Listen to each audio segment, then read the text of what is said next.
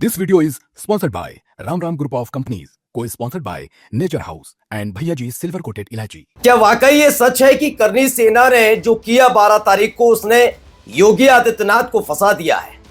क्योंकि उस समय भी मैंने आपसे एक बात कही थी कि करनी सेना ने जो किया, ऐसे में उत्तर प्रदेश में कई क्षत्रिय नेता हैं, ऐसे क्षत्रिय नेता हैं जिनकी समाजवादी पार्टी से या फिर यूं कहा जाए यादव परिवार से बनती नहीं है, यानी वो विपक्षी खेमे में खड़े नजर आते हैं।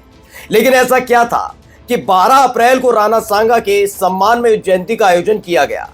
खास तौर पर वो समाजवादी पार्टी के सांसद से लेकर खुद अखिलेश यादव के खिलाफ था। आखिरकार इस कार्यक्रम में किसी क्षत्रिय नेताओं को क्यों नहीं बुलाया गया और किसी भी क्षत्रिय नेता ने वहां पहुंचने की क्यों नहीं जरूरत महसूस की? आज इसी से जुड़ी खबर दिखाने जा रहा हूं, क्योंकि तकरीबन 1 साल पहले आप जाकर देखिए कि ऐसी ही बगावत की चिंगारी सुलग रही थी। केशव प्रसाद मौर्य लगातार अपने बगावती तेवर दिखा रहे थे, सिंहासन डोल रहा था योगी आदित्यनाथ का, और खबर यह भी थी कि कभी भी यह आदेश आ सकता है कि नेतृत्व परिवर्तन हो गया। लेकिन उस वक्त यह क्षत्रिय एकता ही थी, यह योगी आदित्यनाथ का मजबूत दाव ही था कि आखिरकार उनका सिंहासन ना हिल पाया ना डोल पाया। लेकिन अब हालात ऐसे बन गए कि ना चाहते हुए भी योगी आदित्यनाथ को अपने लाडले सजातीय अधिकारियों के खिलाफ कार्रवाई करनी पड़ रही है। यही नहीं, अब उनके साथ सिर्फ और सिर्फ करनी सेना रह गई है। इसके अलावा अगर आप जाकर देखेंगे तो क्षत्रिय समाज के जो दिग्गज नेता है, खुद बीजेपी में रहने वाले, वो भी अब कन्नी काटने लगे हैं योगी आदित्यनाथ से। नाम दिखाऊंगा, बयान दिखाऊंगा, और तो और कुछ ऐसे नेता हैं जिन्होंने दिल्ली जाकर मुलाकात कर ली है, वो भी आपको दिखाऊंगा। नमस्कार, मैं हूं प्रज्वल गौतम और आप देख रहे हैं खबर चौक। 2 दिन पहले हमने आपको एक खबर दिखाई थी। खबर योगी आदित्यनाथ से जुड़ी ही थी कि अचानक से आनंदीबेन पटेल जो उत्तर प्रदेश की राज्यपाल हैं, दिल्ली पहुंचती हैं, नरेंद्र मोदी साहब से मुलाकात होती है। 4 दिन बाद मुलाकात हो जाती है। जैसे ही वो लखनऊ लौटती हैं मनोज सिन्हा से, जैसी ये जानकारी मिलती है फौरन ही पहुंच जाते हैं योगी आदित्यनाथ। बहुत नॉर्मल बात को लेकर कि शिष्टाचार मुलाकात थी। तभी मैंने कहा था ये शिष्टाचार मुलाकात नहीं है, अंदर खाने बहुत कुछ चल रहा है। चल ये रहा था कि अब उनके अपने लाडले अधिकारियों पर एक एक करके आरोप लग रहे हैं, जो अब तक बहुत ईमानदार, बहुत ज्यादा समाज सेवी, जनता के प्रति जुझारू योगी आदित्यनाथ जैसे एक कर्तव्यनिष्ठ मुख्यमंत्री के सबसे बड़े सिपहसालार हुआ करते थे, उनके दामन पर एक एक करके दाग लग रहे थे। जिसमें से एक नाम निकल आया शिशिर सिंह का। शिशिर सिंह को पद से हटाया गया, वो खबर आपको दिखाऊंगा। लेकिन सबसे पहले आपको लेकर चलता हूं उसी खबर पर जहां से शुरुआत की थी। ऐसा क्या है कि समाजवादी पार्टी के खिलाफ एक आंदोलन की शुरुआत होती है रामजीलाल सुमन के बयान के बाद, और आखिरकार वो कहानी लौटकर आ जाती है योगी आदित्यनाथ पर। दाव ठीक था, सटीक था, लेकिन योगी आदित्यनाथ ने यह नहीं सोचा कि 1 बरस बीत चुका है और इतने दिनों तक कम से कम मोदी शाह शांत रहने वाले नहीं है। वो ये समझ ही नहीं पाए कि उनकी ही अपने लोगों को, जो उनके साथ खड़े थे पुरजोर तरीके से, उनको ही योगी आदित्यनाथ से दूर कर दिया गया है। हाल ही में एक खबर आई है, खबर है राजा भैया को लेकर। दरअसल अगर आप क्षत्रिय नेताओं का जिक्र करते हैं तो कई क्षत्रिय नेता हैं, जिनमें से प्रमुख नाम मैं आपको पहले गिना देता हूं। चूंकि मुख्यमंत्री हैं तो योगी आदित्यनाथ एक बड़ा नाम है।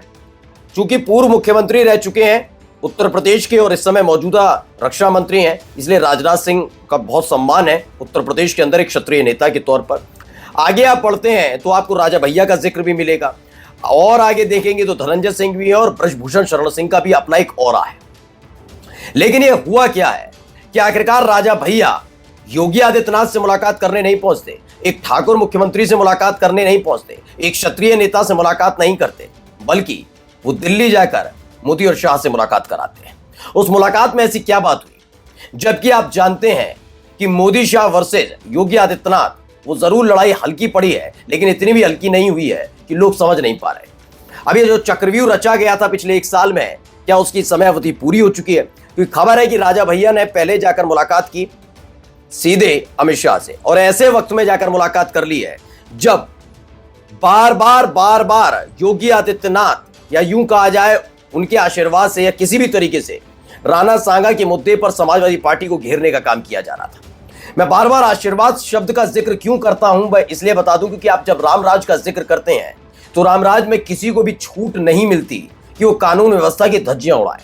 लेकिन करनी सेना के कार्यकर्ताओं, नेताओं ने उत्तर प्रदेश में, खास तौर पर आगरा में जिस तरह से कानून व्यवस्था की धज्जियां उड़ाई और उसके बाद करनी सेना के अलग अलग नेताओं ने धमकी और इनाम सर पर रखा, वो बताता है कि हालात क्या है। समझ गए। इसके अलावा अब आपको दिखाते हैं संगीत सोम। संजीव बालियान वर्सेस संगीत सोम हर कोई जानता है।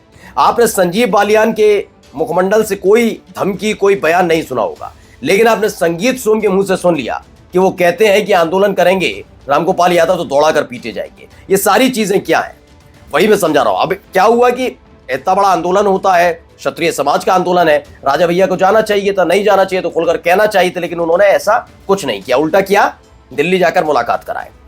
एक और बयान बड़ा चर्चा में चल रहा है इतने दिनों से, नाम है ब्रजभूषण शरण सिंह का।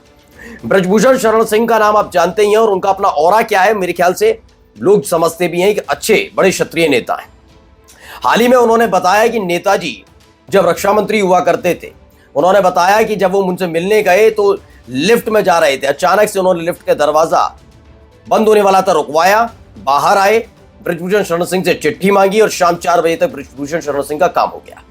वो कभी भी यादव परिवार पर छीटाकसी नहीं करते, टिप्पणी नहीं करते। यानी ब्रजभूषण शरण सिंह ने साफ साफ लफ्जों में बता दिया कि नेताजी क्या है और उनके लड़के क्या है, यानी अखिलेश यादव क्या है। यही नहीं, अगली एक चीज और बता देता हूं। एक और इंटरव्यू उनका होता है, ब्रजभूषण शरण सिंह उस इंटरव्यू में बताते हैं ताजा हालात इस समय विधायकों के क्या हैं। ऐसे हालात हैं वो बीजेपी के ही विधायक, लेकिन उन्हें हाथ पैर जोड़कर डीएम के पैर तक छूने पड़ते हैं अपने काम कराने के लिए। ये दूसरी बड़ी बगावत उनके अपने सजातियों की। क्या आपने धनंजय सिंह का बयान सुना? नहीं। आपने किसी भी बड़े क्षत्रिय नेता का बयान नहीं सुना होगा। अब इन सब के बीच एक खबर आती है केपी मलिक की, बिग ब्रेकिंग, करीब 6 साल से यूपी सूचना निदेशक के पद पर जमे और विवादों में घिरे शिशिर सिंह हटाए गए। ये एक बड़ा नैतिक दबाव पड़ा था। ये नैतिक दबाव इस स्तर पर भी था क्योंकि आरएसएस ने भी अपनी तरफ से संदेश पहुंचा दिया था। जब मोहन भागवत उत्तर प्रदेश के दौरे पर लंबे वक्त तक रहते हैं, काफी कोशिशों के बाद भी योगी आदित्यनाथ से मुलाकात नहीं करते, इससे एक संदेश क्षत्रिय नेताओं, विधायकों और मंत्रियों तक पहुंच गया है कि आरएसएस ने भी योगी आदित्यनाथ के सिर से अपना हाथ हटा लिया है। यानी राजनीतिक तौर पर इस समय योगी आदित्यनाथ न केवल अकेले पड़े हैं, बल्कि बहुत ज्यादा कमजोर हो गए। उनके अपने क्षत्रिय नेता भी उनसे दूर होते हुए नजर आ रहे हैं। हाल ही में आपने देखा कि गाजियाबाद के लोनी से बीजेपी के विधायक नंदकिशोर गुर्जर वाला मामला हुआ था। हर कोई जानता है नंदकिशोर गुर्जर योगी आदित्यनाथ के सिपह सलार, जो बेहद करीबी अधिकारी हैं, उन पर आरोप लगा रहे थे, मुख्य सचिव पर आरोप लगा रहे थे। और ये सब क्यों हो रहा था? क्योंकि मोदी शाह उधर से पूरी तरह से नंदकिशोर गुर्जर पर आशीर्वाद बनाए हुए थे। इसीलिए मैंने आपसे कहा था कि जल्द ही एक बड़ा फैसला होने जा रहा है और ये फैसला यकीन मानकर चलिए ऐतिहासिक होगा, क्योंकि पिछली बार तो जैसे तैसे एकता और एकजुटता दिखाकर योगी आदित्यनाथ ने अपनी कुर्सी बचा ली थी, लेकिन जो ताजा हालात दिखते हैं वो दिखते हैं कि योगी आदित्यनाथ इस समय राजनीतिक तौर पर, सियासी तौर पर बहुत ज्यादा कमजोर है। उनके अपने ही लोगों ने उनका साथ छोड़ दिया है और मोदी शाह वाले कैंप में खड़े नजर आ रहे हैं। नमस्कार। New public inter college Lucknow, admission open. For more information call 0522 282232 और 7755 089585।